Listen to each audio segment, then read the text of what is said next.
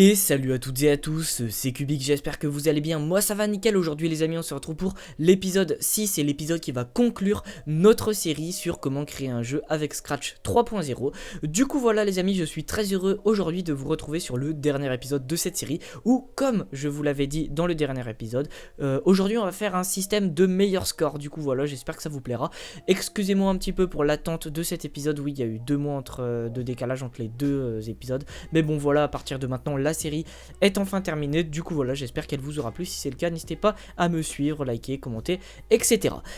Et bah j'ai envie de vous dire, on va commencer tout de suite. Déjà, micro récapitulatif pour ceux qui datent, qui n'ont pas vu le tuto depuis un moment. On a créé un jeu tout simple avec Scratch 3.0 avec un système pour changer de background tout simplement, un système d'animation de la fusée, un système de vie ici avec les animations de cœur, le score qui est affiché ici, une petite animation de bouton jouer. Quand on lance le jeu, on a des petites animations, on peut tirer et tout simplement tuer les chauves-souris ennemies, et comme on peut le voir, à chaque fois qu'on en tue une, ça augmente le score. Une fois qu'on a fini notre partie, qu'on perd de la vie, hop, on va attendre qu'on meure. Voilà, on a le game over qui s'affiche à l'écran. Du coup voilà, jusqu'ici tout va bien et maintenant on va afficher un meilleur score. Donc déjà, à la base, qu'est-ce qu'un meilleur score? Un meilleur score, théoriquement, est un score qui est plus élevé que le score que l'on fait actuellement. Donc le meilleur score est aussi un score, mais un score particulier, parce que le meilleur score est plus élevé que le score de base. Retenez bien ça, vous allez voir pourquoi. Et bon, on va commencer tout de suite. Tout simplement, on va se mettre dans la phase code, et je vous invite ici à suivre ma souris, tac, qui est en gros. On va choisir un sprite, et on va créer un nouveau sprite, donc peindre. Ensuite les amis, je vous invite, bon vous êtes libre de faire comme vous le souhaitez, mais on va, je vais vous montrer un petit peu comment je vais effectuer dans ce tuto. D'ailleurs les amis, je vous invite dans cette série, si vous avez 100% copié ce que j'ai fait, à recommencer cette série ou à essayer de refaire par vous-même en faisant tout simplement ce que vous souhaitez, en changeant de décor, en changeant d'univers, voilà, à faire tout comme vous le souhaitez, de A à Z, comme ça sera votre propre jeu, et en plus de ça, il sera différent du mien, et ça c'est vraiment cool parce que ça enrichira votre expérience de Scratch. Du coup je vous invite, moi je vais marquer score atteint. Voilà, nickel. Donc score atteint, donc ça c'est cool. Donc on aura non, on va plutôt marquer meilleur score atteint. Voilà, meilleur score. Voilà, je mets des majuscules, c'est tout simplement conventionnel, enfin c'est juste pour faire plus joli. Oula, je ne sais plus écrire. Nickel, hop là. Du coup voilà, petite coupure, excusez-moi les amis, mais bon, ce n'est rien, on reprend tranquillou. Du coup, meilleur score atteint, voilà, je vais afficher, donc ça sera le texte quand on battra notre score. Je vous invite à essayer de le centrer au maximum, voilà, on peut le faire à l'œil, hein. Sinon il me semblait qu'il y avait des outils, je me rappelle plus où ils sont, parce que je savais où ils étaient dans Scratch 2.0, mais je me rappelle plus où ils sont dans Scratch, comme dans Scratch 3.0, mais bon, ce n'est pas très utile. Vous le placez à peu près au centre comme moi, vous double-cliquez dessus et vous le mettez comme vous le souhaitez. Donc moi ce que je vais faire, c'est que je vais le mettre en rouge, voilà, comme mon bouton game over, bien rouge, vif, et on va le mettre en pixel encore une fois, et on va le centrer, voilà, à peu près sur le haut, nickel, c'est relativement centré. Bon, vous pouvez voir que sur notre interface ça fait un peu nimp, mais vous allez comprendre, tout va être réglé correctement. Du coup on va aller tout simplement dans code. Déjà on va faire un truc tout bête. On commence toujours par quand drapeau vert cliqué, on est d'accord. Ensuite, une fois que le drapeau vert est cliqué, et on n'a pas encore, vu qu'on n'a pas commencé la game, on n'a pas encore battu notre score. Donc on va tout simplement aller dans apparence, puis cacher, c'est très simple.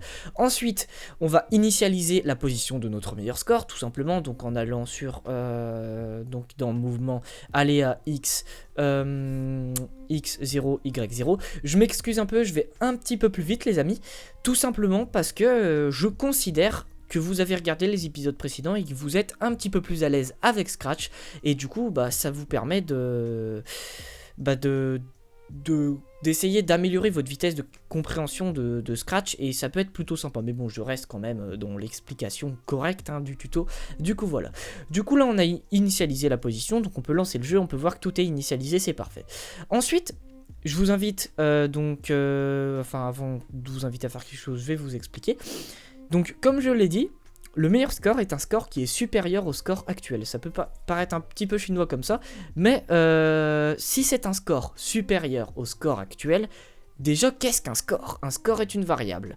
qui augmente à chaque fois qu'on tue un ennemi. Donc le meilleur score, si le meilleur score est supérieur au score actuel, donc le meilleur score est aussi une variable.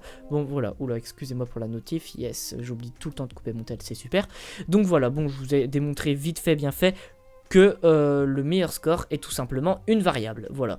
Donc on s'en fiche hein, de savoir pourquoi c'est une variable, etc.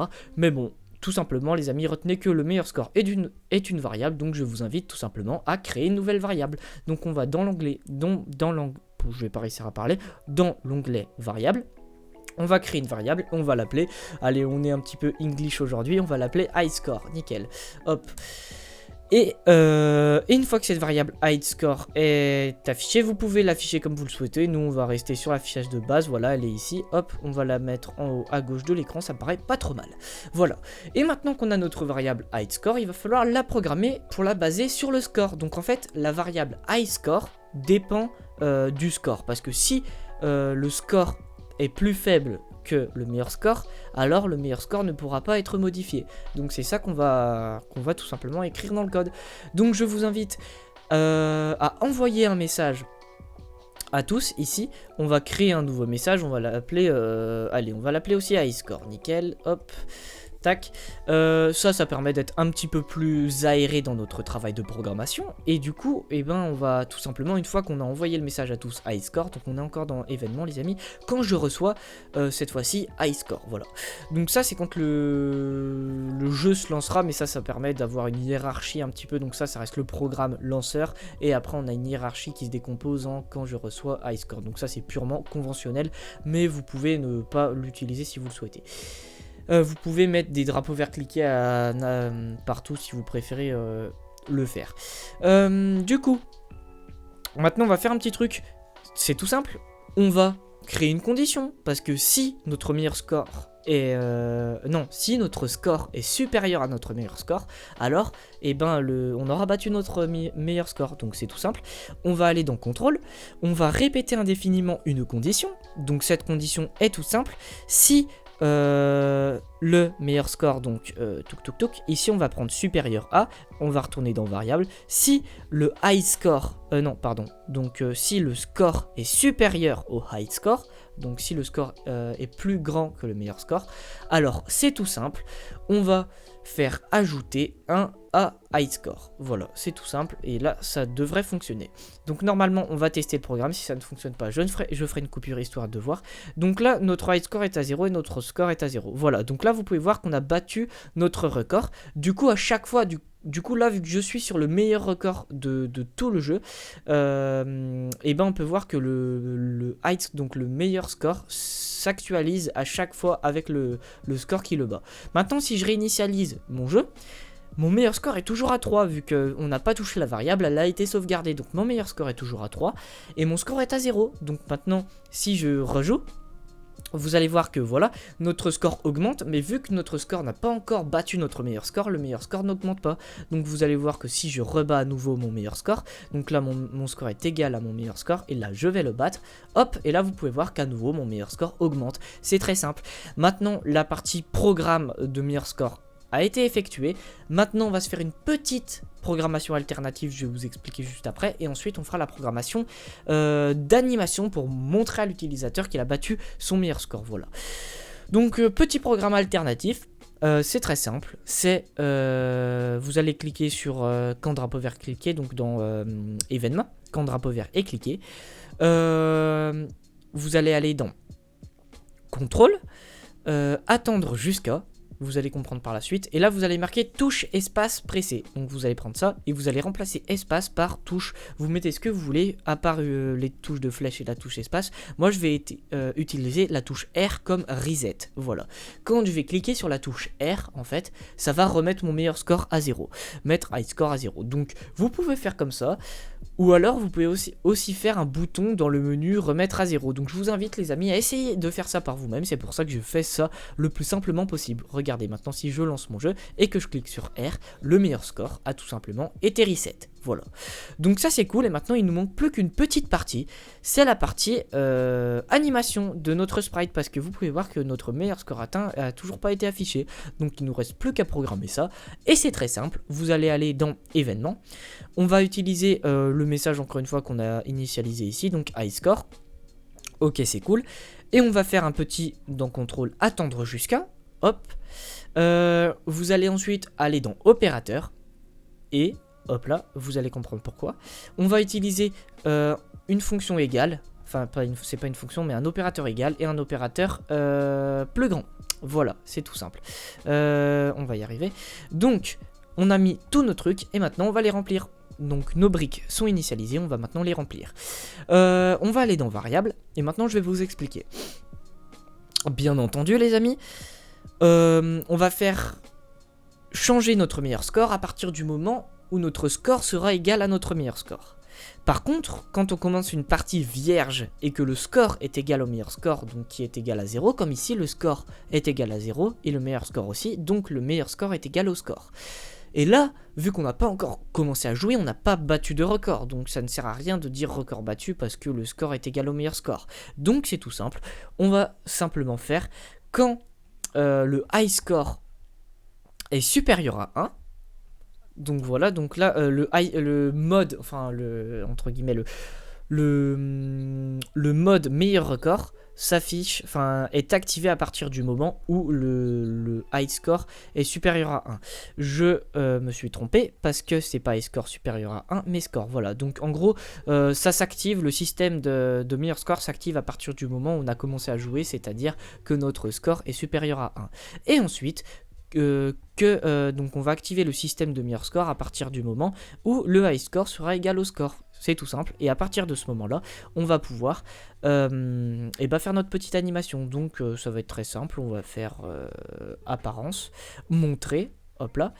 On va aussi utiliser la fonction cacher, hop là. On n'a même pas besoin de faire une boucle, allez, parce que c'est de la gourmandise, on va utiliser la petite fonction boucle, voilà. Enfin, c'est pas une fonction encore une fois, mais on va utiliser la boucle et on va le répéter par exemple 2 fois, voilà. Et on va tout simplement utiliser, je vais y arriver, voilà, attendre ici et attendre là, voilà pourquoi, et on va mettre 0.5, comme ça on va avoir un petit clignotant, meilleur score atteint, et ça sera cool. Donc on répète 2 fois, montrer, attendre, voilà, donc normalement quand on va battre notre meilleur record et que notre score sera supérieur à 1, on va avoir le meilleur record atteint, qui va s'afficher. Donc on va tester ça tout de suite, si ça ne fonctionne pas, je ferai une petite coupure, et sinon ça sera parfait. Donc déjà on n'a pas de message de meilleur score qui s'affiche, c'est cool. Maintenant, j'ai lancé le compteur et là vous pouvez voir que une fois que c'était supérieur à 1, ça a fonctionné. Par contre les amis, on va changer supérieur à 1 mais supérieur à 0 parce que vous pouvez voir que quand j'ai commencé à jouer, il a fallu attendre que mon score soit à 2 pour que ça s'affiche. Donc on va mettre supérieur à 0, comme ça commencera direct. Je vais maintenant reset mon meilleur score et on va relancer le jeu. On n'a pas d'animation parasite qui s'affiche et on va pouvoir tester ça. Donc c'est parti. Normalement, dès que je vais tuer, voilà, nickel, meilleur score atteint. Donc on a battu notre meilleur record pour la première fois. Et il ne se réaffiche pas parce qu'on a mis tout simplement pas de boucle infinie. Voilà, c'est cool, on fait notre petite game. Et là, par exemple, hop, je meurs. Donc j'ai perdu une vie. Et là, je meurs à nouveau. Voilà. Ensuite, je relance ma partie. On n'a pas à nouveau d'animation parasite. Donc là, mon meilleur score a été sauvegardé. Il est de 3. Et on va tester maintenant si je le bats. Donc c'est parti, on va continuer. Hop, score est égal à 1. Score est égal à 2 et là normalement hop, meilleur score atteint, c'est cool. Voilà, on a tout simplement atteint notre meilleur score et à partir de ce moment là vous pouvez voir que notre meilleur score s'initialise à chaque point et du coup c'est cool. Voilà, vous pouvez voir que le meilleur score augmente en même temps que le score. Et si je meurs, donc on va remourir, voilà, c'est génial, nickel, hop, game over. Si je relance, mon score est encore une fois sauvegardé, et mon meilleur score est sauvegardé, on va pouvoir voir que tant que mon score ne sera pas égal à mon meilleur score, le meilleur score ne sera pas dépendant du score. Donc là vous pouvez voir que le score augmente indépendamment, et tant que je n'aurai pas atteint mon meilleur score, et ben il n'augmentera pas avec le score. Donc voilà, maintenant que je l'ai atteint, il s'initialise en même temps que le score. Voilà, tout fonctionne les amis, c'est cool, on a réussi dans ce tuto, donc le 6e épisode de notre série, à créer un système de meilleur score. Je vais vous remontrer un petit peu tout ça en plus grand. Voilà, donc on a le score ici, le meilleur score. Vous pouvez voir que le score est indépendant, que le meilleur score est indépendant du score tant que le score n'égale pas le meilleur score. Donc on va faire notre petit game. Donc voilà, c'est tout cool, tranquillou. Score est égal à 3. Hop là. J'ai plus que 2 vies, donc on va faire gaffe. Score est égal à 6, 7, 8, 9. Et là, vous pouvez voir que maintenant, voilà, on a atteint notre meilleur score. Et maintenant, le meilleur score est dépendant du score et il va augmenter en même temps que le score jusqu'à que je meure. Et voilà, là, je meurs.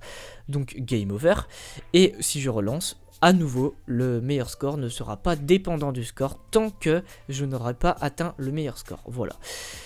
Du coup voilà les amis, et ben c'est ce qui va conclure notre série sur comment créer un jeu simple de A à Z sur Scratch 3.0. J'espère que vous aurez apprécié cette série les amis. Si c'est le cas, n'hésitez pas à me liker, commenter et partager cette vidéo. N'hésitez pas à me demander des idées de jeux que vous souhaitez que je fasse en tuto, je le ferai avec plaisir. Et puis voilà. Sur ce les amis, j'ai envie de vous dire, on se retrouve pour de prochaines vidéos. D'ailleurs n'hésitez pas à aller voir mon sponsor CubeZZ dans la description. Et d'aller découvrir les vidéos parce que sur ma chaîne je fais pas que du Scratch, je fais aussi du Rubik's Cube, je fais du sport, du free running, parcours, voilà, n'hésitez pas à aller découvrir tout ça. Allez, merci d'avoir regardé cette série, je vous retrouve pour de nouvelles vidéos Scratch ou d'autres vidéos. Et ciao ciao tout le monde, c'était Cubix, allez ciao tout le monde, bye.